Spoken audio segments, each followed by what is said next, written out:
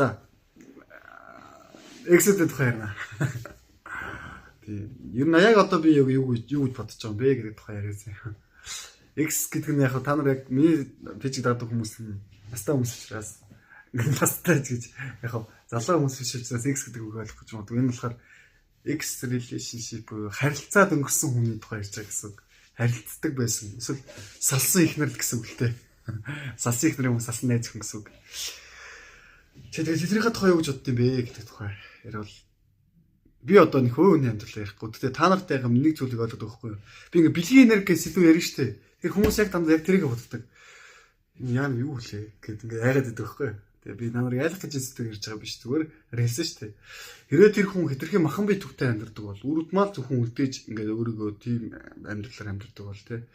Хэд ишүүд байдлаар амьдардаг бол тэрийг жоохон багасгаасаа гэж боддог. Тэнцвэртэй байдал дээр навчраасаа. Эсвэл хит их тийм ганц бие амьдрал тий гаж амьдрал. Ингээд ийм тогтсон хосгоо мөртлөө аюу яригдчихдаг тий ингээд хаа мөнгөтэй нэг сардаа нэг удаа ч юм уу 2 сардаа нэг удаа харьцдаг. Тиймэрхүү харилцаа байдаг. Монголд бол тийм архичин харилцаад зөндөө шүү дээ. Та нар мэддэггүй юм уу эсвэл ухаад үзвэл 5 өдөр болгон монголчууд яаж шоуддаг.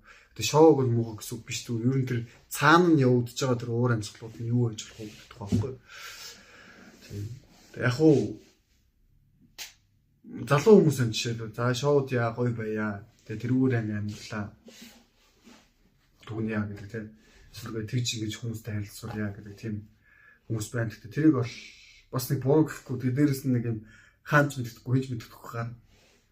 Ингээ тийм нэг 5 минутын имжлэхээр нэг хүний амьдралыг засан ирчих байх уу.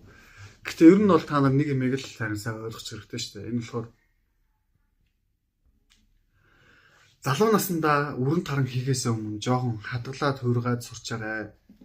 Тэгээ дээрэс нь чи ингээд байнга цацаж өрн таран хий гэсэн утгатай зүйл биш шүү. Захаа бай гэсэн утгаар хүнд энэ хайрлаж дурлах чадварыг бурханд өгөөгүй. Бурхан бидэнд өгөөгүй.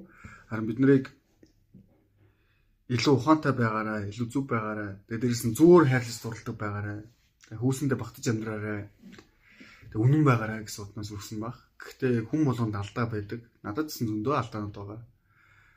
Тэгээ ер нь бол тэрийгэ бодох юм бол би энэ сэдвийг хөрөөсөө ярихгүй. Чамшиг хогийн гар тэгээ баг юм бүтлгүй гар ч юм уу. Тэгээ тийм байдлаар эргэтэн өөрийгөө мэдрэхгүй байж тээ. Ер нь бол тэгээ нийгэмдэр ч юм уу ингээд нийгмийн байдлаар тусгалаад ч юм уу. Бид өөрийгөө тийм байдлаар мэдрэхгүй зөндөө байсан. Бага. Одоо бол харин харьцангуй гайгүй багасж байгаа байхгүй. Тэр үедээ зүгээр энэ нийгэмдэр явагдаж байгаа олон янзын харилцаанууд дотроо бид нар зүгээр энийг ингээд жоохон цаана дараад ойлгочихсоо л гэж үздэг байхгүй. Тэгээ харилцаа бол муу зүйл биш. Харин харилцааны цаана ирж байгаа үр дүн өөрөхгүй. Зарим харилцаа таныг бүтэн төмөрддөг амьдралыг чинь. Буруу хос сонгох юм бол тэр хос чинь чиний амьдралыг бүтэн там болгодог. Тэ. Хаа нэг уншсан эргүүлж харсан эрүүл мэндийн ном. Хаа нэг зүгсэн хажуудлаа чинь найз. Удлаа нэг цэмцгэр пижак өмссөн хогийн сэтгэл зүйч эсвэл нэг лам. Тэ. Чиний ингээд амьдралд зөвлөгөө өгөөд чамаар сонголт хийлгүүлээд шууд болон тойроогаар зөвлөгөө өгөөд тэр сонголт чинь буруу байх юм бол чиний амьдрал там болж болно.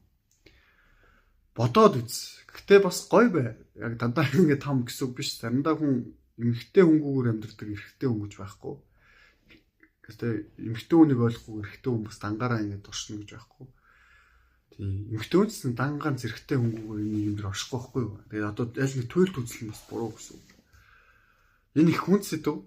Гэхдээ яг бодоод үзэх хэрэгтэй сэдв. Яг нь ер нь бол би яг харж байгаа өнцөг юм гэхээр ер нь нэг 40 50 насны харж байгаа өнцгөл хамгийн best choice зөв онцгой юм байна да гэж бодож байгаа. Тэгээ оюун ухаан чидэрсэн.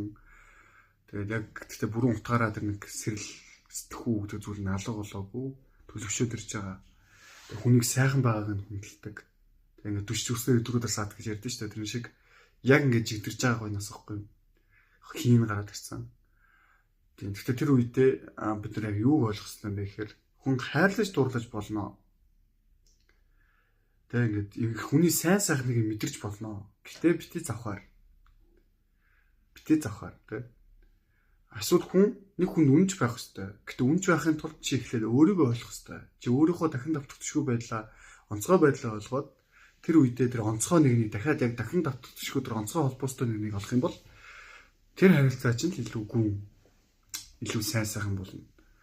Гэтэл чи өөрийгөө ч ойлгоогүй, өөрлөгч ойлгоогүй, хүсэж ойлгоогүй, ер нь ойлгох хэрэгтэй маш олон зүйлийг ойлгоогүй мөртөө амьдрал зохиогоод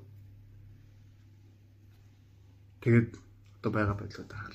Тийм байна. Тэгээ би болохоор бурхан болохоор энийг хэлж байгаа биш. Би ч яг энэ нийгэм тунд алдаад явж байгаа. Тэгээ гол нь хүн харьяасаа сая тэр үнцгийг ер нь олоод авчих хэрэгтэй юм шүү л гэж бодож байгаа. Тэгээ тийм болохоор бит миний хөв үний амьдралаар дүгнэрээ. Бит хөв үнээр ингэж энэ ярьж байгаа зүйлийг дүгнэрээ.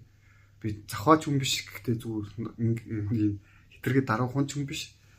Гол нь энэ сэдвийг та нар яг ойлгочих юм бол нэгмээр явж байгаа энэ олон алдаанууд багасч штэ л гэж хэлэх гээд байгаа.